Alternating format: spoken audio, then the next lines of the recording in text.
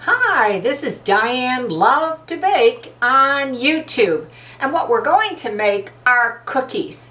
Now, I got this recipe from a friend of mine that is German, and I will tell you, I was over the day she was baking them, and she actually just put all the ingredients on her countertop. I mean, the flour, the eggs, the sugar, and then worked it in with her hands as quickly as she could, so she didn't overwork the dough. And I have done them since that way, and I thought they came out really good, but I kind of made some shortcuts. And again, I told her, and she had no problem with it. I didn't insult her or anything like that. And I'm going to make it in my processor. Now, these are butter cookies, and she called them actually butter S cookies.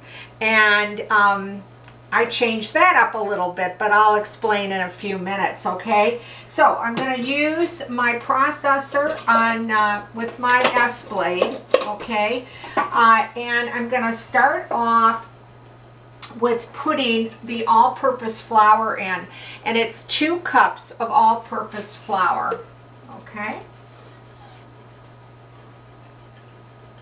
So just put that in there. And then we're also going to be putting in a 1/2 cup of butter, and I cut it up into small pieces because I think it's going to be easier for it to mix well to form the dough. Now, I no longer put the recipe below the video, and I'm sorry about that, but hopefully I'll go through slowly enough that if you're interested in making these German butter cookies, you could write the recipe down, okay? So in saying that, again, I'll back up a little bit.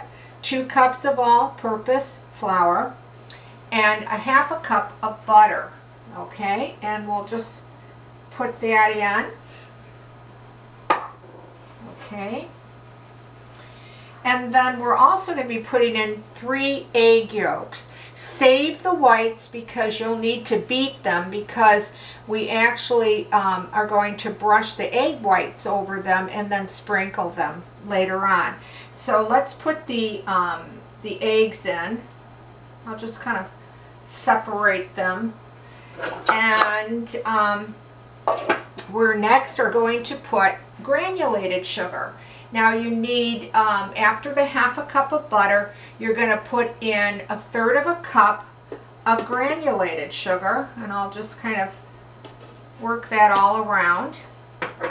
And then if you do have lemon, about the rind of about half a lemon, or again, I'm changing it up just a little bit. I'm going to put like, oh boy, just about the 1/16 of a tablespoon of lemon extract, okay, to make up for the lemon rind. Yet, to be honest with you, I actually liked using the extract better than the lemon rind. But if you are, you know, a traditionalist in making this cookie, you're probably going to say the lemon rind is you know, makes the cookie. So I'm going to just turn this on, and I'm going to stay with it till it becomes a cookie dough, and I'm going to warn you about the sound.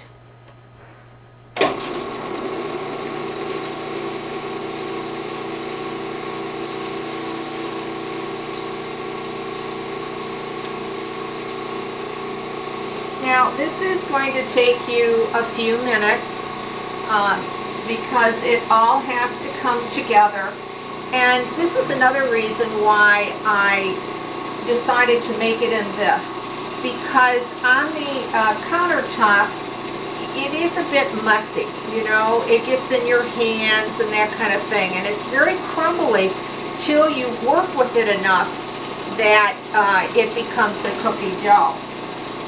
And you can start to see, I hope that you can start to see how it is coming together by that blade. I also preferred this method because I felt like I was almost working the dough too much, and I was worried that the cookie dough would become, you know, heavy or dense. And you know, this will take you whatever it is. It might be 2 minutes, it might be 3. I'm gonna just kind of pulsate it now and see what we have so far.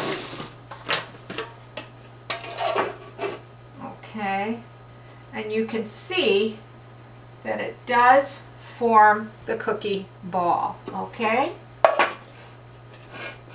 And we're just going to put it on for another little bit.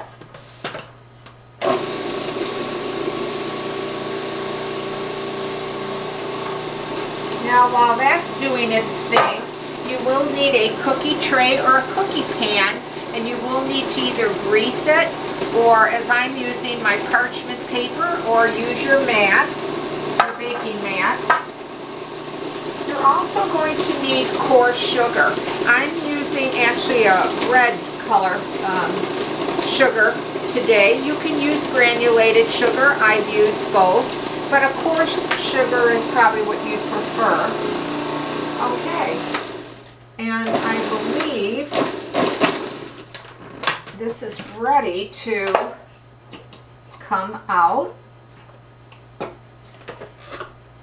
And I'm just going to take a little bit of flour and dust my countertop with it. Okay, and just put that cookie dough out on the counter. And then bring it together in a ball. Now, what I did find, and that she instructed me in making this, is that once you make the cookie dough, that you wrap it with some plastic wrap and let it sit for 30 minutes. Let it rest for 30 minutes and keep it in, you know, a cool part of your kitchen. Okay, so about 30 minutes. You got that nice cookie ball. And again, I just, like I said, when I made it by hand, I felt as if I was just working the dough a little bit too long. Okay, now once it rests and your 30 minutes is past, I have some to show you, a very small ball of it though. But this is what it looks like after it sits for about 30 minutes. And it's, you know, very pliable, very easy for you to work with, okay? So once again, we'll just put a little bit of flour on the top. Now, you can make these about a 1/2 inch thick. So they're rather a thick cookie. And what you can also do is cut them into a strip and then form them in the letter of the S if you want. That's how she had it. But again, this is the part that I changed up a bit. I just took a little round cookie cutter like that on these cookies. Okay. And just place them. Now they do spread out maybe a little bit, not much though. And put them on your tray. Again, if you want to cut them into strips and then form them into the letter S, is how she traditionally made this butter cookie. But I changed it up just a little bit. Then just sprinkle the top with, once you do your egg white, beat it well, and then just sprinkle the top with your coarse sugar. You can use, regular granulated sugar too, or white coarse sugar, that kind of thing, and then just cover them like that. Now, on baking, I found that 375 really worked well for this recipe. Yet I have baked them at 400, but I really preferred the 375. So there's a little fluctuation there.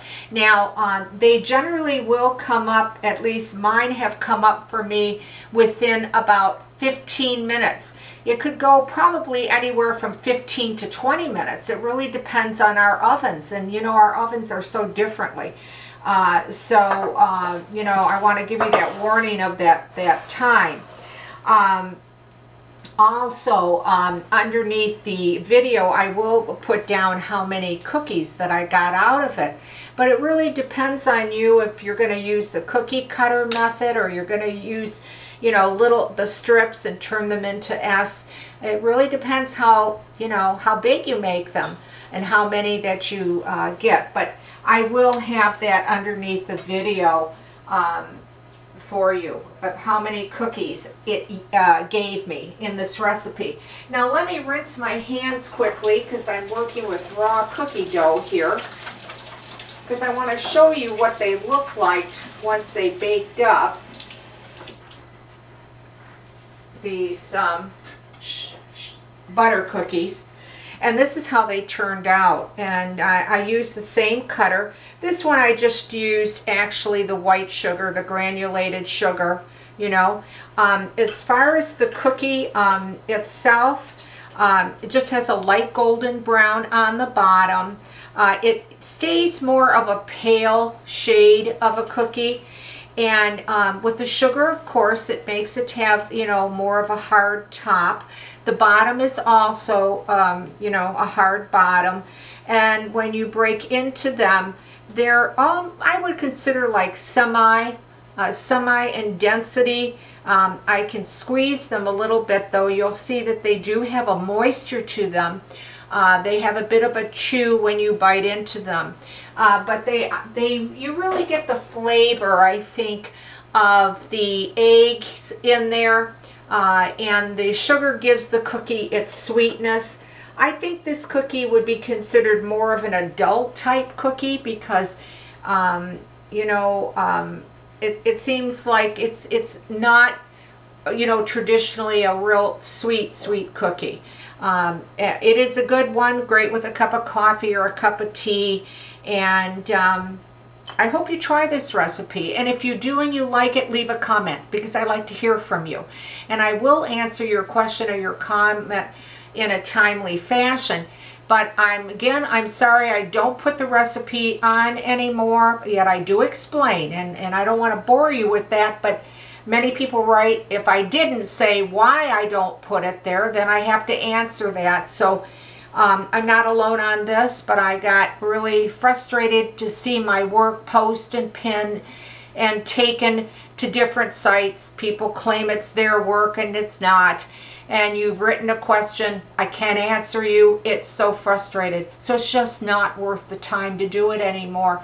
But I want to thank you for taking the time to watch Diane Lovetobake on YouTube, because that is the only place I put my videos on.